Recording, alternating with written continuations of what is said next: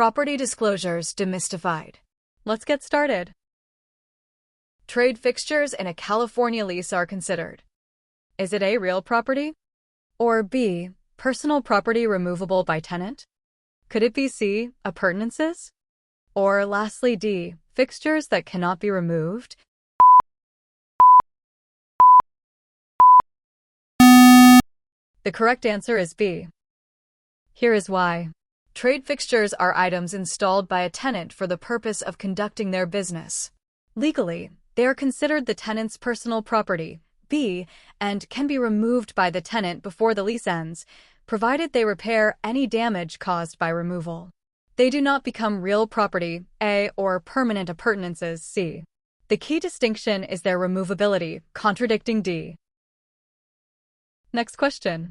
Police power differs from eminent domain because: is it A, it requires compensation? Or B, it regulates use without taking title? Could it be C, it is exercised only federally? Or lastly D, it involves SG?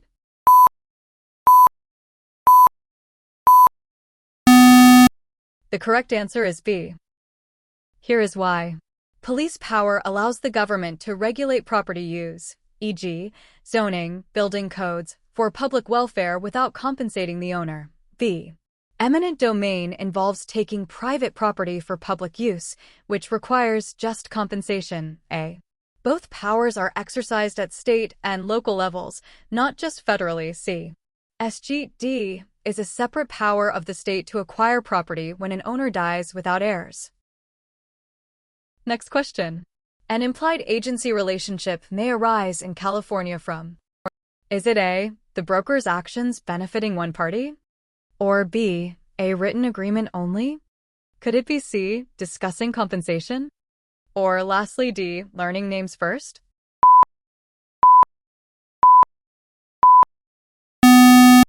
The correct answer is A. Here is why. An implied agency is created by the conduct of the parties, not a written agreement. If a broker's actions lead a reasonable person to believe the broker is representing their interests, e.g., giving negotiation advice without disclosure, an implied agency may be created. A. A written agreement creates an express agency. B. Discussing compensation, C, or learning names, D, are normal interactions that alone do not create an agency relationship. Next question. A California broker owes fiduciary duties to: is it A, all customers? Or B, the principal/client? Could it be C, cooperating brokers? Or lastly D, the state?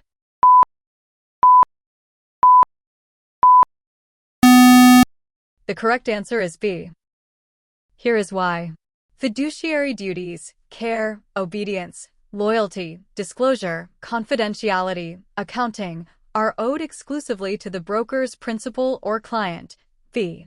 Customers, non-clients, are owed honesty and fair dealing, but not fiduciary duties. A. Cooperating brokers, C, are business associates, not clients. The state, D, is owed compliance with laws, not fiduciary duties. Next question. Zoning is an exercise of: is it A, eminent domain? Or B, police power? Could it be C, SG? Or lastly D, taxation?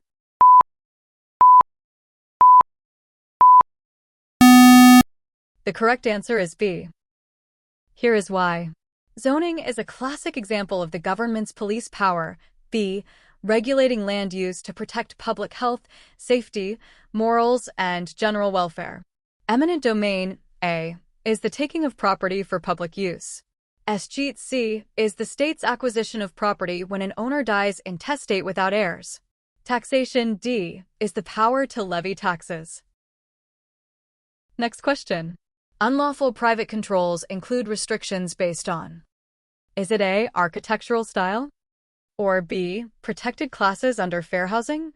Could it be C, pet weights? Or lastly D, flag types?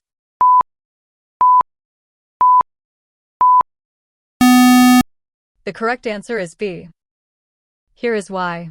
Under the Federal Fair Housing Act and California law, private restrictions, like those in CC and RS, that discriminate based on race, color, religion, sex, national origin, familial status, or disability, protected classes, are unlawful. B. Restrictions on architectural style. A. Pet weights. C. Unless they are service animals, and flag types. D. Subject to the Freedom to Display the American Flag Act, are generally permissible if reasonable. That's it for today. How many did you score? Let me know in the comments. Please like and subscribe, and tell me what topic I should cover next. Bye.